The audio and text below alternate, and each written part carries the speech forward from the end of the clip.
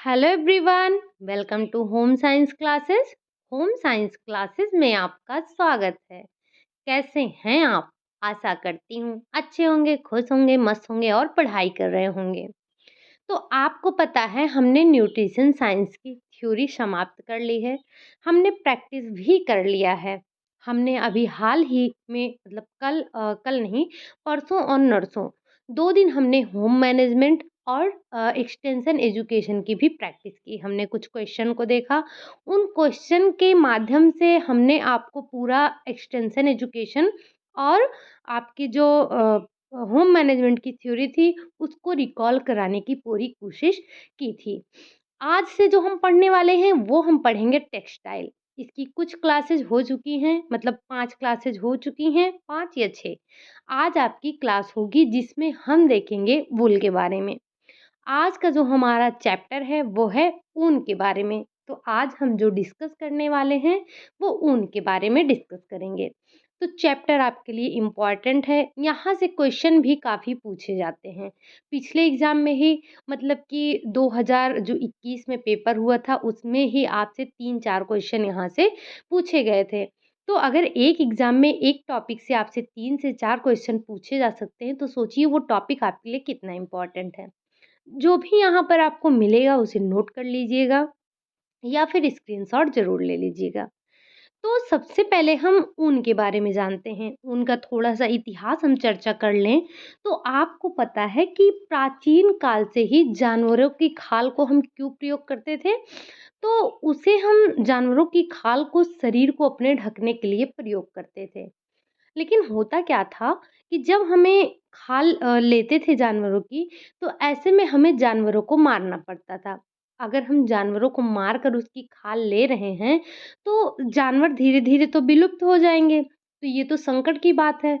अब ऐसे में क्या हुआ, फिर ये प्रयास किया जाने लगा कि अगर पशुओं की खाल से हम बाल को निकाल लें, तो इससे क्या होगा, पशु भी बच जाएँगे और हमें उनके बाल का भी जो है हम उनके बाल से कपड़े बना लेंगे, रेशे बनाएँगे और इनको क्या करेंगे, इनको हम उपयोग करेंगे।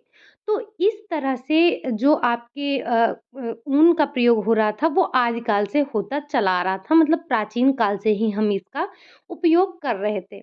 लेकिन धीरे-धीरे टेक्नोलॉजी विकसित हुई और हमने जानवरों को ना मारकर उनके बाल को निकाल कर उससे जो है रेशे बनाकर हम इसका प्रयोग करने लगे। ठीक? और जो इसका ऐतिहासिक साक्ष्य मिलता है, वो मिलता है मेसोपोटामिया से। जो मेसोपोटामिया है, यही ऊन वस्त्रों के निर्माण का जन्म स्थान माना जाता है। तो चलिए हम देखते हैं, कुछ पॉइंट हमने नोट कर रखे हैं, जो आपके एग्ज़ाम में पूछे जाते हैं। सबसे पहले सबसे पहले तो आपको ये ध्यान रखना है कि ये जो ऊन होता है, ऊन प्राणिज जगत से प्राप्त होने वाला रेशा है। हमने रेशों का वर्गीकरण किया था तो वहाँ पर देखा था कि जो रेशे होते हैं वो 2 प्रकार के होते हैं। कौन-कौन? एक आपका होता है प्राकृतिक जगत का और दूसरा होता है कृत्रिम जगत का। प्राकृतिक में भी हमने 3 देखा था। एक देखा था वानस्पतिक जगत का, एक देखा था प्राणिज जगत का और जो तीसरा था हमारा वो था खनिज। तो हमने कल जो हमने प्रैक्टिस की थी, उसमें हमने जो भी वर्गीकरण थे, सारे वर्गीकरण को समझने की, आपको समझाने की पूरी कोशिश की थी। उम्मीद है कि आपने वो सेशन ज़रूर लिया होगा और आपको पसंद भी आया होगा। तो जो प्राणिज जगत थे, प्राणिज जगत से हमें 2 रेशे मिल रहे थे। कौन? एक तो आपका था रेशम, दूसरा था आपका ऊन। तो ऊन आपको कहाँ से मिल रहा था? ऊन आपको मिल रहा था प्राणिज जगत से। तो ध्यान क्या रखना है आपको यहाँ पर कि जो प्राणिज जगत से प्राप्त होने वाला रेशा है वो क्या है? ऊन है। ऊन के साथ-साथ रेशम भी है, लेकिन यहाँ हम पढ़ क्या रहे हैं? तो यहाँ हम पढ़ रहे हैं ऊन के बारे में। तो हमें क्या ध्यान रखना है? ऊन को ध्यान रखना है। ठीक? ऊनी वस्त्रों के लिए जो विश्व विख्यात है वो क्या है? तो वो है आपका इंग्लैंड। ऊनी वस्त्र बनाने का जो कार्य शुरू हुआ था, सबसे पहले कहाँ शुरू हुआ था? तो वो इंग्लैंड में शुरू हुआ था। इसीलिए जो ऊनी वस्त्रों के लिए विख्यात है, विश्व विख्यात है, वो आपका क्या है? वो इंग्लैंड है। आपने मेसोपोटामिया यहाँ पर इतिहास क्यों दिया गया है?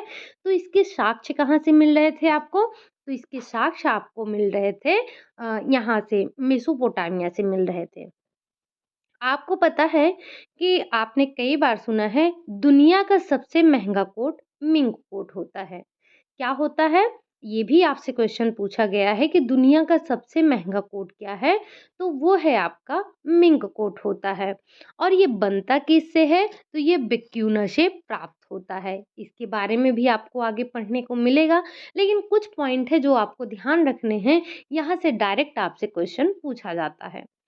अब आगे आ जाता है ऊन में पाया जाने वाला प्रोटीन केराटिन होता है। अब आप मुझे कमेंट बॉक्स में बताएँगे कि रेशम में कौन-सा प्रोटीन पाया जाता है? रेशम में पाया जाने वाला कौन-सा प्रोटीन है? क्या प्रोटीन पाया भी जाता है या नहीं पाया जाता है? अगर पाया जाता है तो क्या होता है? ठीक? इसको आप हमें बताएँगे। तो यहाँ से आपको कितने पॉइंट क्लियर हुए? पहली बात तो जो ऊन है ये आपका कहाँ से मिलता है? तो ये आपको मिलता है प्राणिज जगत से मिलता है। दूसरा ऊन के लिए ऊनी वस्त्र के लिए विश्व विख्यात क्या है? तो वो है आपका इंग्लैंड है। मिंक कोट दुनिया का सबसे महंगा कोट है जो किससे बनता है? तो ये बनता है विक्यूना से बनता है। अगला पॉइंट है कि ऊन में पाया जाने वाला जो प्रोटीन होता है वो आपका केराटिन प्रोटीन होता है। इतने पॉइंट आपको ध्यान रखने हैं यहाँ से।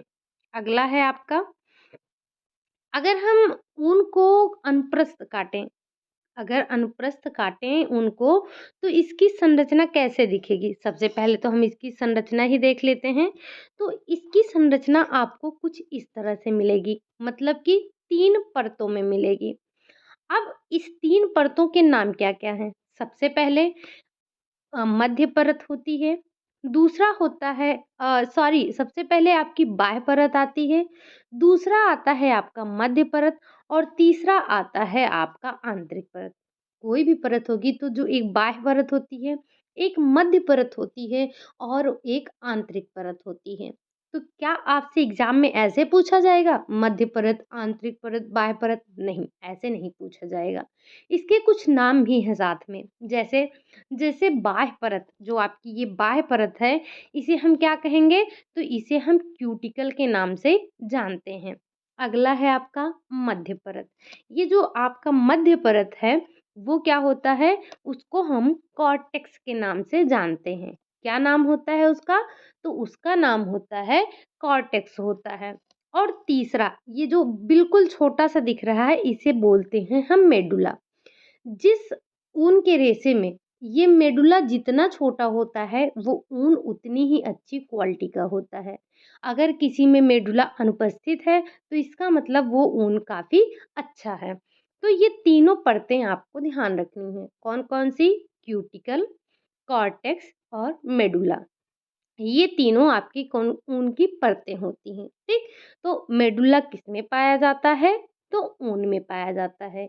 ये तीनों पॉइंट आपको यहाँ से ध्यान रखना है और इसकी संरचना कुछ इस तरह से बनी है, ठीक? ये है आपकी बाह्य परत जिसे हमने क्यूटिकल बोला, ये है आपकी मध्य परत जिसे हमने कॉर्टेक्स बोला और ये बिल्कुल छोटा-सा दिख रहा है, ये है आपका आंतरिक परत जिसे हम मेडुला के नाम से जानते हैं, ठीक? अब आपको कुछ पॉइंट और ध्यान रखने हैं, जैसे जैसे भेड़ के शरीर से बाल 1 वर्ष में 2 बार उतारा जाता है। ये आपसे क्वेश्चन पूछा भी गया है कि जो भेड़ होते हैं, उनके शरीर से बाल कितनी बार निकाला जाता है? तो 1 साल में इनके शरीर से 2 बार बाल निकाला जाता है। कब-कब? तो एक हो जाता है मार्च में निकालते हैं और एक है आपका सितंबर में। मतलब 2024 चल रहा है, तो 2024 में एक बार मार्च में निकाला जाएगा और एक बार सितंबर में निकाला जाएगा। मतलब सिर्फ 2024 की बात नहीं हो रही है, यहाँ पर 1 साल में। तो आपसे क्वेश्चन पूछा भी जा सकता है कि भेड़ के शरीर से बाल 1 वर्ष में कितनी बार निकाला जाता है? तो वो कितनी बार निकाला जाता है? तो वो 2 बार निकाला जाता है। आपको यहाँ पर अगर महीने का नाम दिया गया है, तो उनको भी ध्यान रखना है कि कब-कब निकाला जाता है। एक तो मार्च में निकाला जाता है, दूसरा सितंबर में निकाला जाता है, ठीक? तो ये तो थी हमारी कुछ बातें कुछ पॉइंट जो हमें नोट करने थे हमसे पूछे जाते हैं। अब हम देख लेते हैं कि हम ये जो ऊन होता है, ऊन प्राप्ति के क्या-क्या साधन हो सकते हैं। हम कहाँ-कहाँ से ऊन को प्राप्त कर सकते हैं। तो ऊन प्राप्ति जो मुख्य रूप से प्राप्त किया जाता है ऊन को, वो तो भेड़ से ही किया जाता है। लेकिन कुछ जानवर ऐसे भी होते हैं जिनके बालों से क्या बनाया जा सकता है? ऊन बनाया जा सकता है। जैसे इसमें क्या-क्या आ जाता है? तो आपने सबसे पहले तो भेड़ का ही नाम सुना है, तो वो भेड़ हो ही जाता है। लेकिन साथ में जिनका हम और भी जो ऊन है, जो और भी जानवर हैं, जिनके बाल से हम ऊन बना सकते हैं, वो कौन-कौन से हैं? तो उनमें ऊँट आ जाता है। आपने एक कॉमन सी बात सुनी होगी ऊँट, खरगोश। खरगोश एक अंगोरा खरगोश होता है और एक अंगोरा बकरी होती है। ये नाम आपने सुना ही होगा, अगर नहीं सुना है तो अभी सुन लेंगे, ठीक? तो कौन-कौन से जानवर हैं? ऊँट हो गए, खरगोश हो गए, हिरण हो गए, बकरी हो गई, मृग हो गए, लोमड़ी हो गई, इन सभी के बालों को हम निकाल कर इनसे रेशे बनाते हैं, ठीक? लेकिन कुछ विशिष्ट जात के जो पशु होते हैं, उनके बाल से भी ऊन बनाए जाते हैं। ये पशु कहाँ रहते हैं? तो ये पशु ठंडे प्रदेशों में अधिक ऊँचाई पर रहते हैं। इनके बाल जो हम प्राप्त करते हैं, इनके बालों से जो ऊन बनता है, उससे बने जो वस्त्र होते हैं, वो बहुत महँगे और बहुत मूल्यवान होते हैं। और ये बहुत ही सुंदर और एक अच्छी श्रेणी के होते हैं। अभी आप आगे देखेंगे कि हमने ऊनों को कुछ क्लास में जो है डिवाइड किया है। इसकी ऊन की कुछ श्रेणियाँ होती हैं। तो उसी तरह से जो आपका ये पहाड़ी एरिया पे मतलब ठंडे प्रदेशों में ऊन पाए जाते हैं जानवर के, वो काफ़ी महँगे होते हैं और जो इनसे वस्त्र बनाए जाते हैं, वो बहुत अच्छे होते हैं। बहुत ही इनमें शाइनिंग होती है और ये बहुत ही चमकीले होते हैं, मतलब देखने में काफ़ी सुंदर भी लगते हैं। इन्हें विशिष्ट हेयर फाइबर भी कहा जाता है। कौन से पशुओं को? तो जो आपके ठंडे प्रदेशों में पाए जाते हैं, ऊँचाई पर पाए जाते हैं, जो इनसे फाइबर प्राप्त होता है, इन्हें हम विशिष्ट हेयर फाइबर भी कहते हैं। क्योंकि ये फाइबर जो होते हैं ना, ये बहुत दुर्लभ पशु के बाल से प्राप्त किए जाते हैं। अगर कोई चीज़ बहुत दुर्लभ है, तो वो ज़ाहिर-सी बात है कि बहुत महँगी होगी।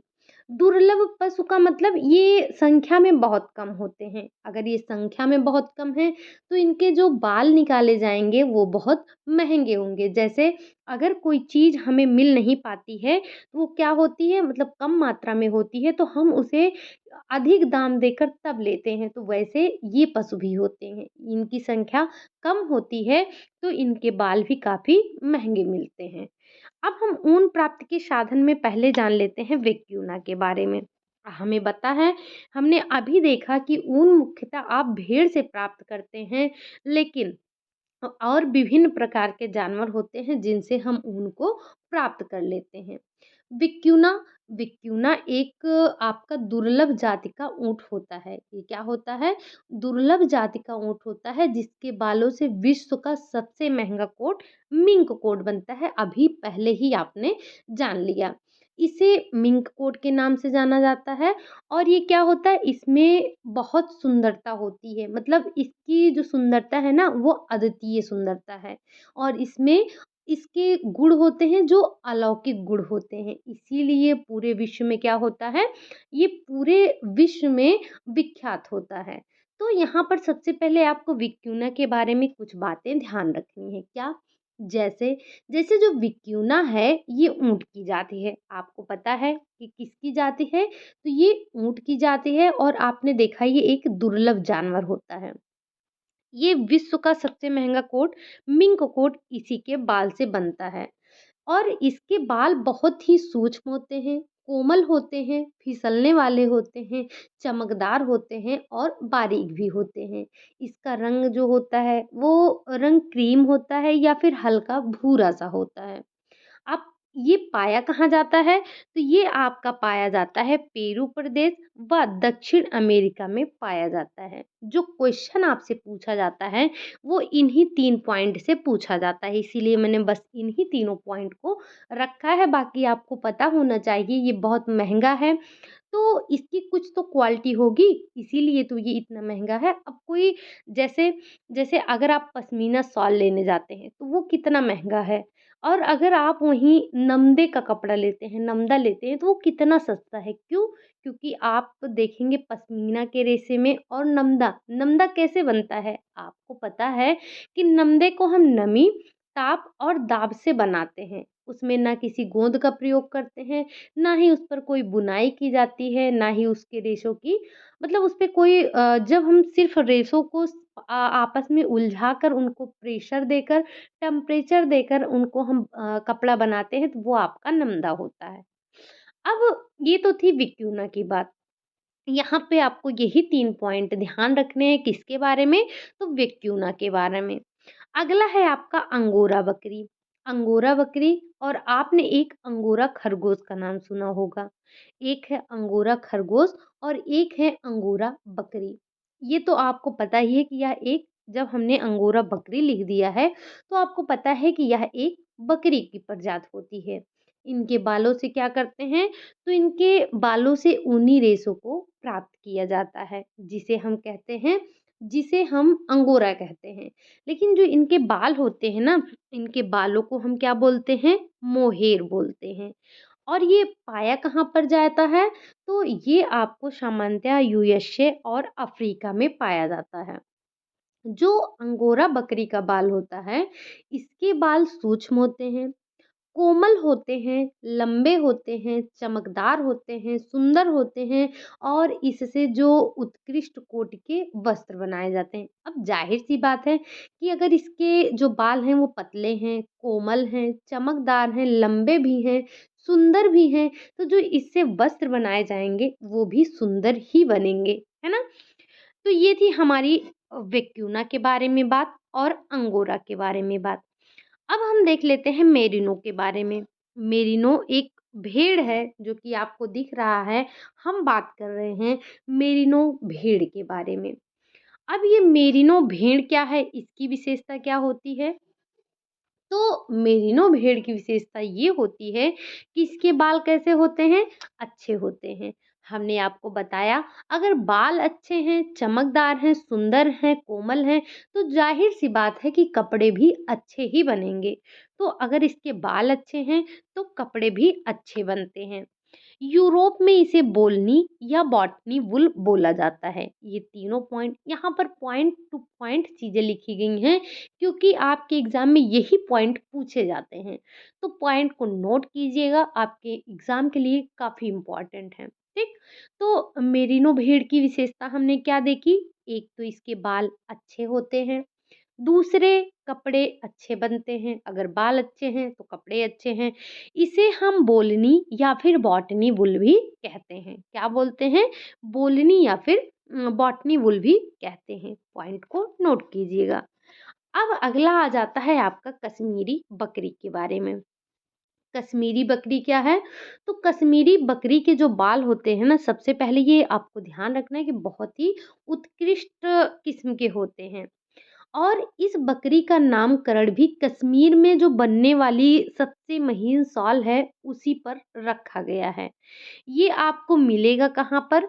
तो ये जो कश्मीरी बकरी है, ये आपको कश्मीरी बकरी हिमालय के तिब्बत क्षेत्र, चीन तथा विश्व के उत्तरी पश्चिमी भागों में पाए जाते हैं। कौन? ये जो कश्मीरी बकरी होती है।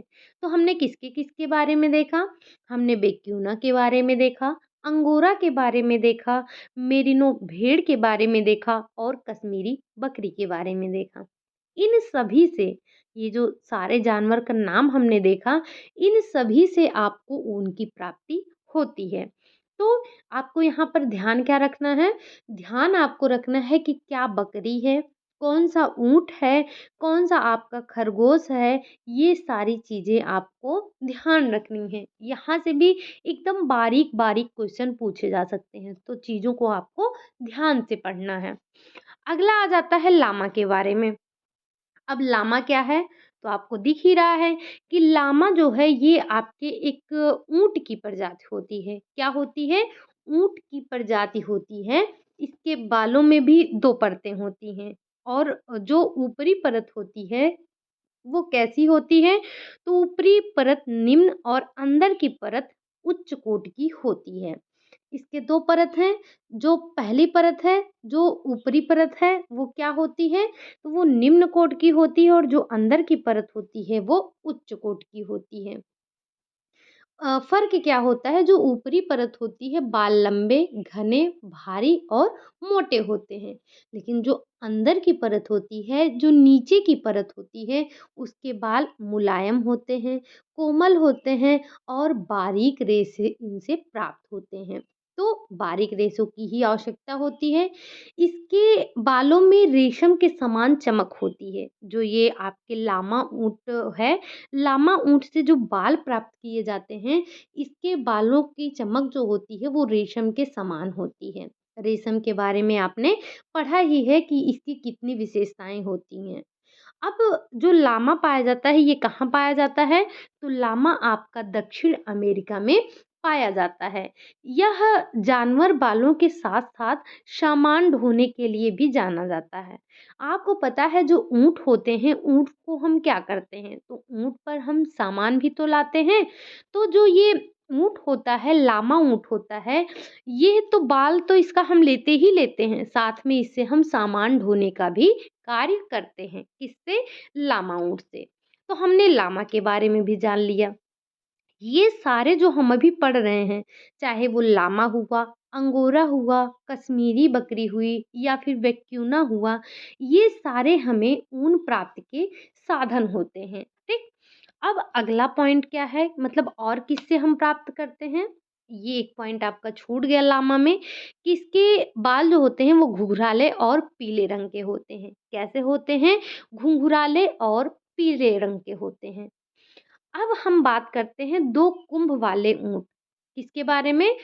ऊँट है जो कि 2 कुंभ वाला है जिसे हम बैक्ट्रियन ऊँट भी कहते हैं। क्या बोलते हैं? तो इसे हम बैक्ट्रियन ऊँट भी कहते हैं और आपको ध्यान ये रखना है कि यह गर्मी व ठंडी दोनों के लिए अनुकूल होता है। पहली बात, ये जो 2 कुंभ वाले ऊँट होते हैं, इन्हें हम क्या बोलते हैं? तो इन्हें बैक्ट्रियन भी बोलते हैं। इनका दूसरा नाम ध्यान रखेंगे। एशिया हो गया, चीन के उत्तरी पश्चिमी भाग हो गए, मंगोलिया हो गया, ये सभी जगहों पर ये पाए जाते हैं। अरब में जो गर्म रेगिस्तान है, यहाँ से लेकर साइबेरिया के ठंडे प्रदेशों तक इस प्रकार के जो इस जाति के जो ऊँट होते हैं, वो पाए जाते हैं। कौन से? बैक्ट्रियन। और इनके शरीर पर उपस्थित बाल उन्हें अधिक गर्मी एवं सर्दी दोनों से ही बचाते हैं। क्यों? क्योंकि ये दोनों के लिए अनुकूल होते हैं। इनके बालों में ये विशिष्ट गुण होता है। कौन-सा? कि ये जो है ये गर्मी में त्वचा को शीतलता और सर्दी में क्या करेंगे? गर्माहट प्रदान करेंगे। तो इसकी विशेषता को आपको सबसे पहले ध्यान रखना है और इसके नाम को भी आपको ध्यान रखना है। किसके? तो 2 कुंभ वाले ऊँट। अब शायद से 2 कुंभ ऊँट ना पूछकर आपसे बैक्ट्रियन पूछा जा सकता है या फिर आपको ध्यान रखना है कि 2 कुंभ वाले ऊँट को हम और किस नाम से जानते हैं। तो वो है आपका बैक्ट्रियन ऊँट होता है। ये तो हमने बैक्टीरियन के बारे में बात कर ली। अब हम देखते हैं अल्पाका के बारे में। अल्पाका क्या है? तो सबसे पहले आपको पता होना चाहिए कि ये क्या होता है, तो ये लामा के समान दिखाई देता है, मतलब लामा की प्रजाति होती है। लामा के बारे में हमने पढ़ ही लिया। तो अल्पाका जो होता है, सबसे पहले आपको ध्यान ये रखना है कि ये जो अल्पाका होता है पाया कहाँ जाता है? तो ये पेरू प्रदेश में पाया जाता है। और ये किसके समान होता है? ये लामा के समान दिखाई देता है।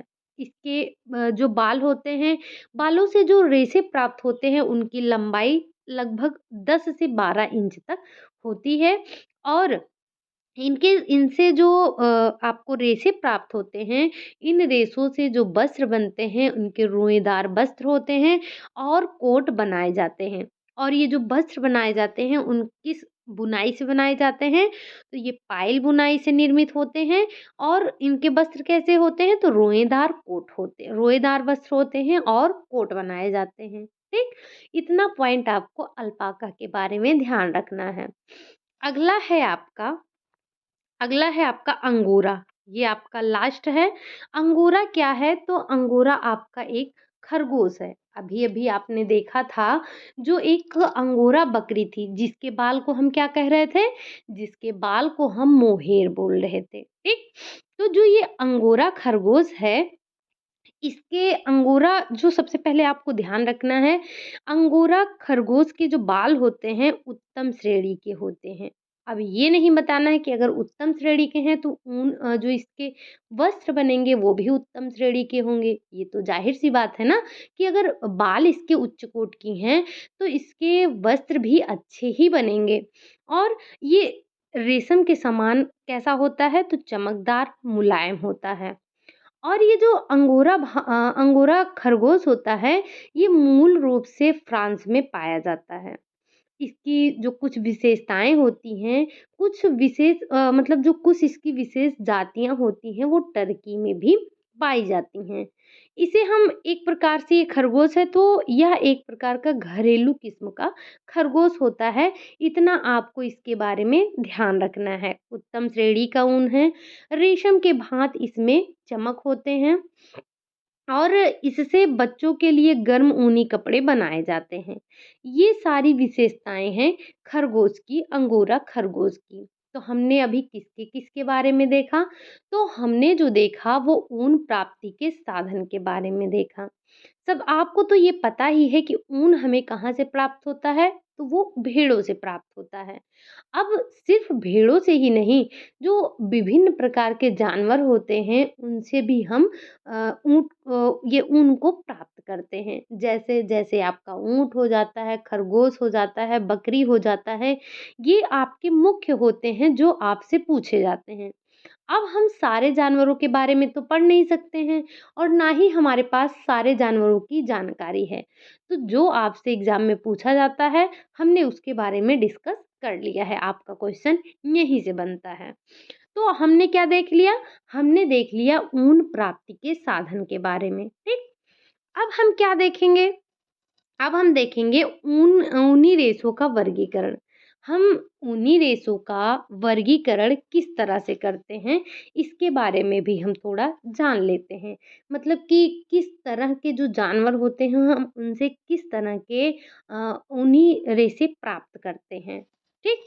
तो सबसे पहले आपको क्या ध्यान रखना है, इसका कोई आपको एक ऐसे आपको ऊनी रेशों का वर्गीकरण कितना है, ऐसा कोई क्वेश्चन नहीं पूछा जाएगा। लेकिन आपको ध्यान क्या रखना है कि ये कितने प्रकार के होते हैं, मतलब कौन-कौन से होते हैं, ये ध्यान रखना ज़रूरी है।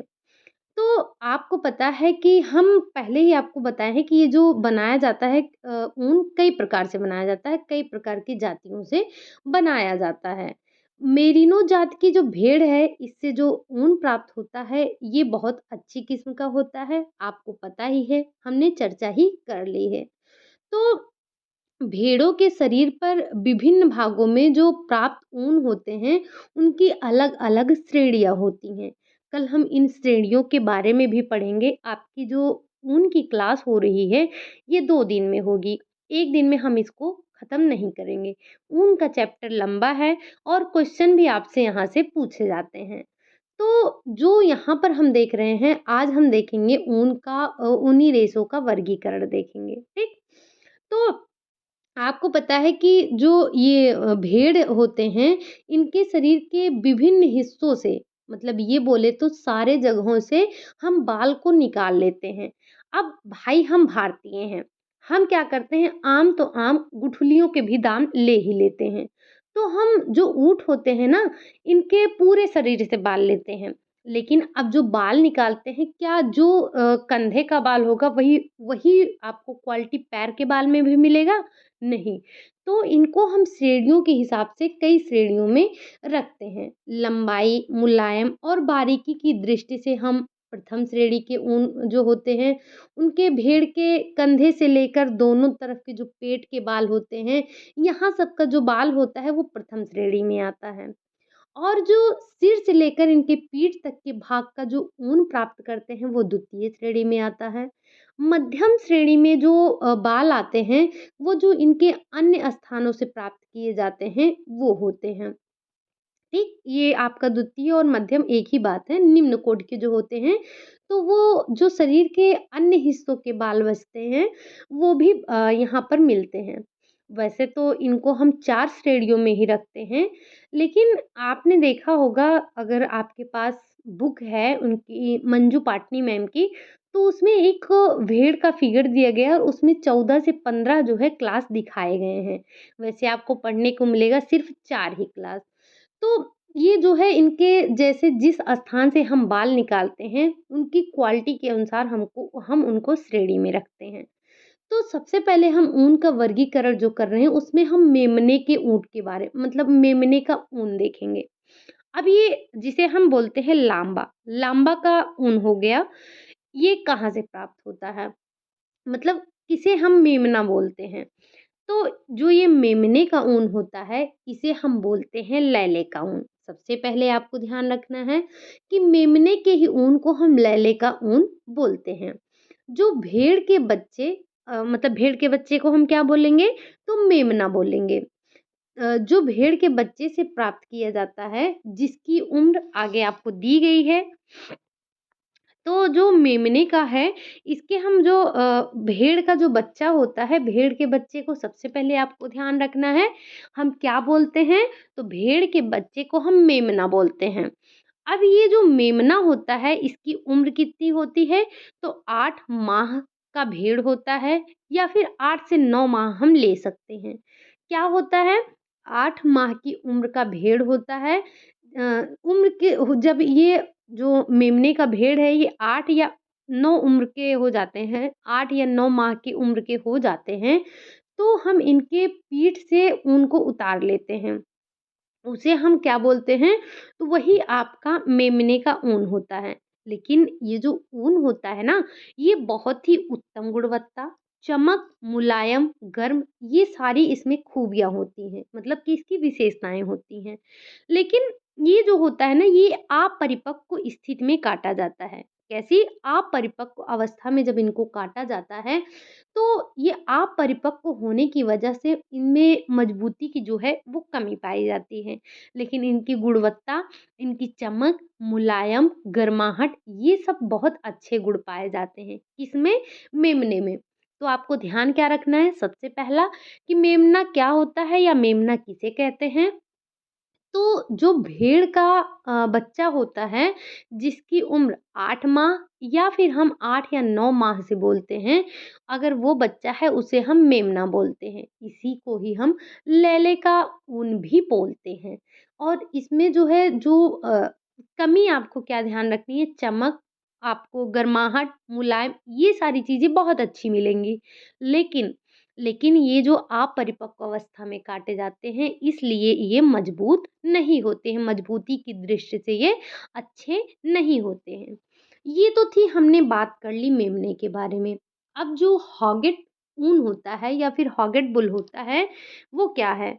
तो 12 से लेकर 14 माह के जानवर का जो ऊन होता है, जब जो भेड़ होता है, वो 12 से 14 माह का हो जाता है, तो जो इस अवस्था में ऊन उतारा जाता है, उसे हम कहते हैं हॉगेट बुल, ठीक? अपनी ये परिपक्व अवस्था में होता है।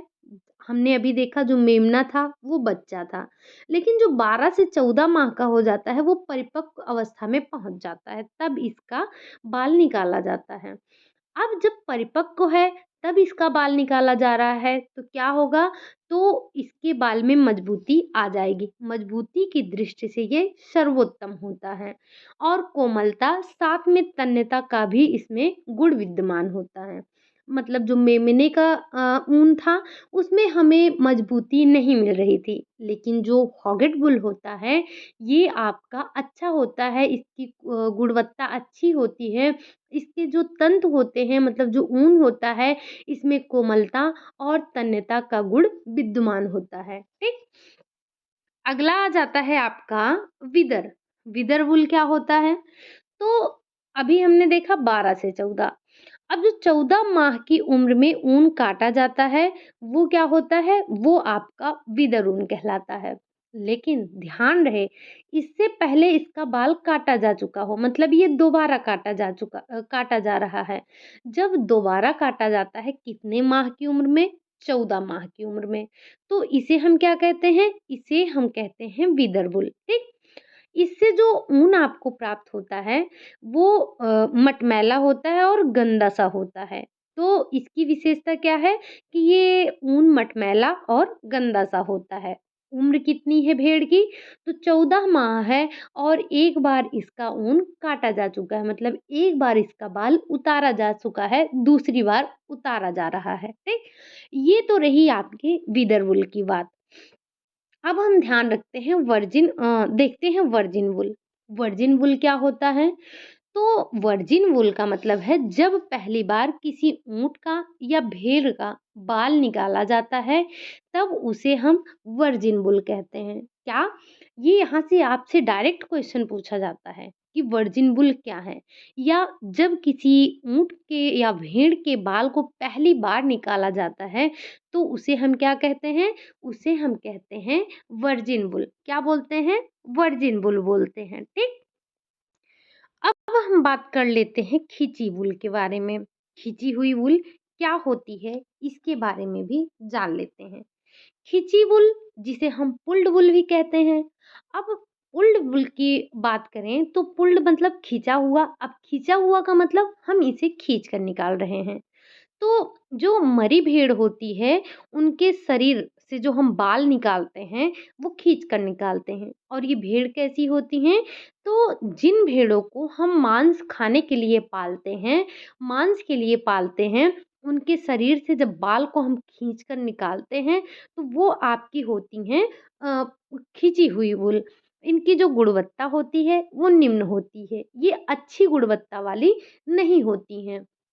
जो ये आपके ऊँट होते हैं, इनको जो हम भेड़ होते हैं, इनको जब हम मांस के लिए पालते हैं और उनके शरीर पर जो शरीर से हम इनके वो बाल को निकालते हैं, तो उनके शरीर पे चूना या फिर मतलब इनके शरीर पर कुछ रसायन को लगाकर इसे खींच कर निकालते हैं। इनसे जो बनते हैं, जो ऊन मिलते हैं, वो अच्छे नहीं होते हैं। और जो हम इनको रसायन लगा देते हैं, तो रसायन लगाने से इनकी जड़ें क्या हो जाती हैं? निर्बल हो जाती हैं, कमज़ोर हो जाती हैं और खींचने से ऊन पर तनाव पड़ता है। ऐसी खींची हुई ऊन को हम क्या कहते हैं?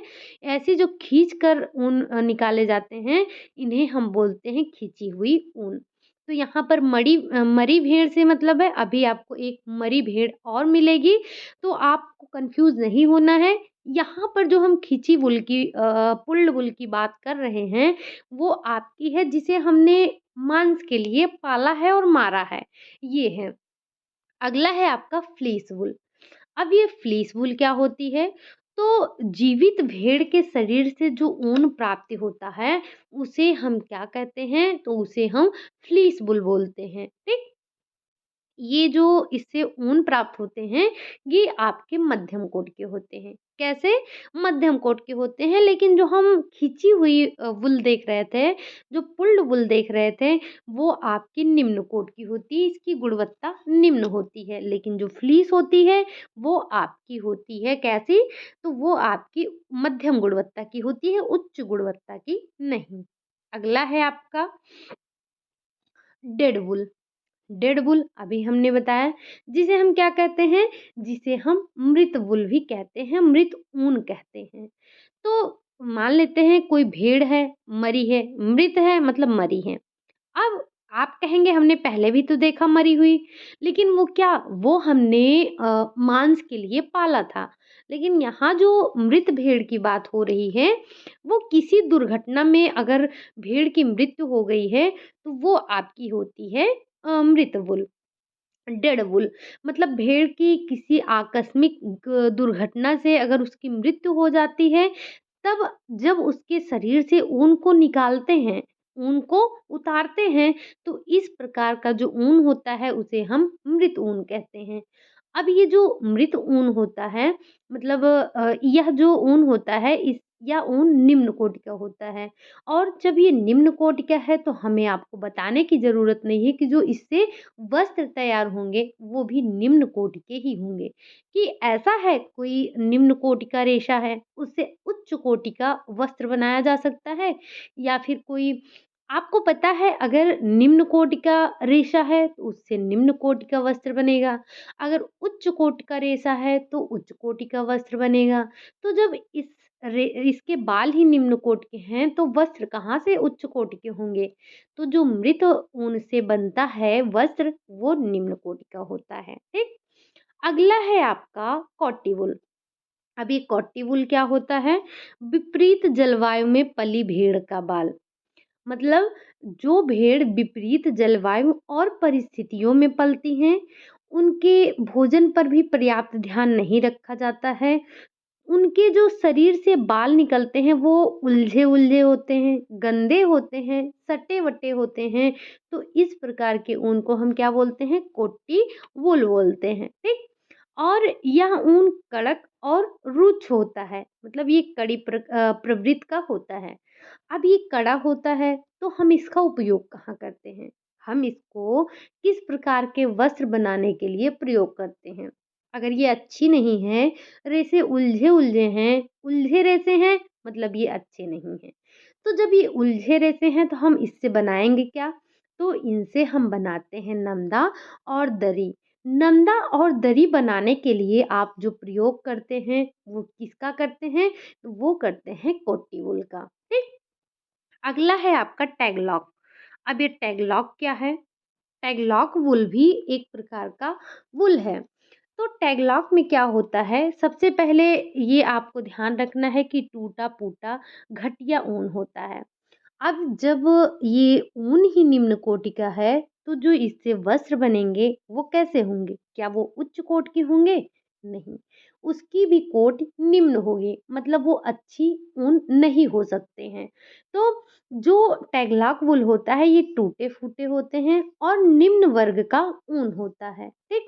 टूटा-फूटा होगा, बदरंग होगा, अच्छा नहीं होगा। जब ये अच्छे नहीं हैं, बदरंग हैं, देखने में सुंदर नहीं है, मुलायम नहीं है, कोमल नहीं है, तो ये क्या होंगे? इसके जो वस्त्र बनेंगे वो भी निम्न कोटि के होंगे। अगला है आपका कारपेट वूल। अब ये कारपेट वूल क्या है? तो ये भी एक प्रकार के एक प्रकार का निम्न ऊन होता है।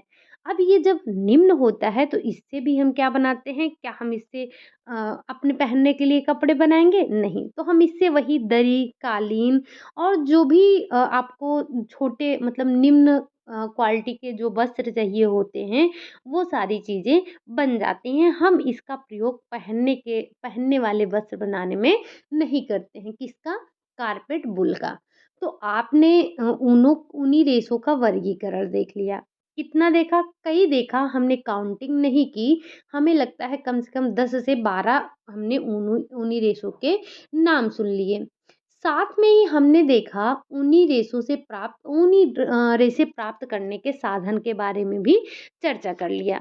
तो हमने आपको पहले ही बताया कि हम इसे 2 पार्ट में पढ़ेंगे। आज की क्लास में जो हमने देखा, क्या देखा?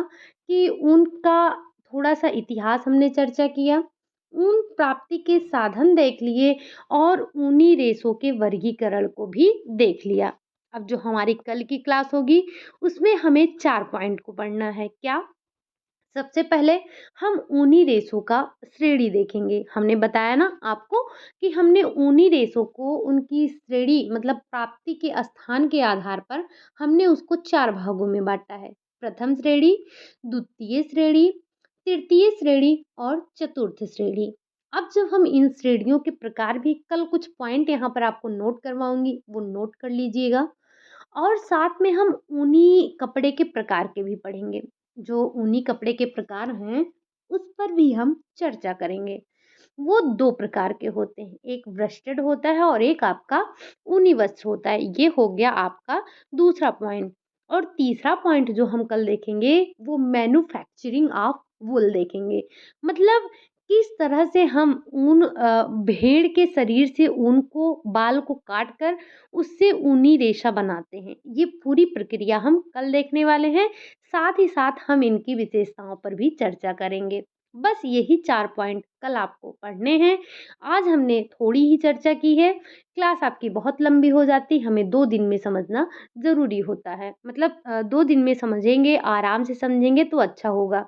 जल्दी-जल्दी पढ़ लेने से, सिर्फ़ टॉपिक ख़त्म कर लेने से कुछ नहीं होता है। आपको पता है आपका सिलेबस टाइम से ख़त्म हो जाएगा, ठीक? थोड़ी तबीयत नहीं ठीक लग रही है, इसीलिए आपकी क्लास बहुत लंबी नहीं हो पाएगी। नहीं तो पता लगा क्लास आपकी 2-2 घंटे के लिए लिए, डेढ़ घंटे के लिए लिए, तबीयत खराब हो जाएगी, तो क्लास आपको फिर से बंद करनी पड़ेगी, जैसा बीच में करना पड़ा था। तो क्लास हम थोड़ी-थोड़ी लेंगे, लेकिन कंटिन्यू चलते रहेंगे, ठीक?